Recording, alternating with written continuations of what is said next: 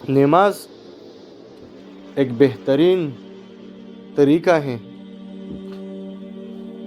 نماز کے ذریعے سے اللہ رب العزت سے مانگو، نماز کے ذریعے سے اپنی مشکلاتوں کو ختم کرو، اور نماز کے ذریعے سے تمہارے جو حاجت ہیں نماز کے ذریعے سے مانگو اللہ رب العزت سے۔ رکوع اچھی طرح ہو، سجدہ بھی اچھی طرح کرے۔ حضرت رفاعہ بن رافع رضی اللہ تعالیٰ عنہ بیان کرتے ہیں کہ ہم نبی کریم صلی اللہ علیہ وسلم کے پیچھے نماز پڑھ رہے تھے،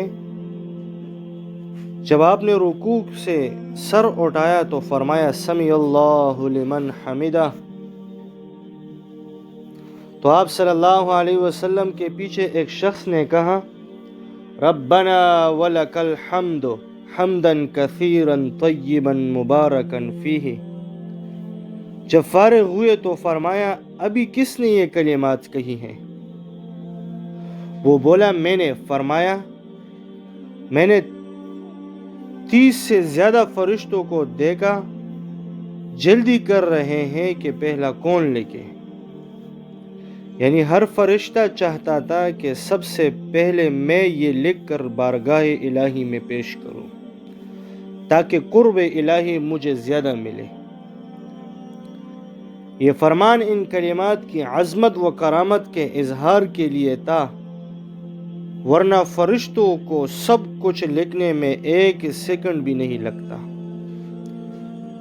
یہ بھی معلوم ہوا کہ فرشتوں کو بعض نیکیاں لے جانے میں خصوصی انعام ملتا ہے، اور فرائض میں یہ کلمات کہنا اگرچہ جائز ہیں، لیکن فرائض کی جماعت میں امام کو چونکہ تخفیف اور اعتدال کا حکم بھی رسول اللہ صلی اللہ علیہ وسلم کی خدمت میں دیا گیا ہے، لہذا جماعت میں یہ کلمات اس حدیث کے باعث نہ پڑھے جائے،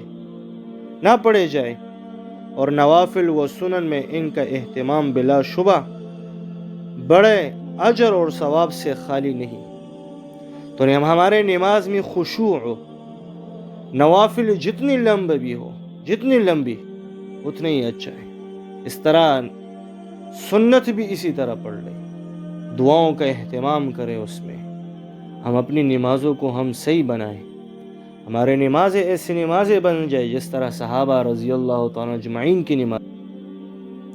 اللہ رب العزت ان باتوں کے اوپر عمل کرنے کی توفیق عطا فرمائے۔ وآخر دعوانا ان الحمد للہ رب العالمین۔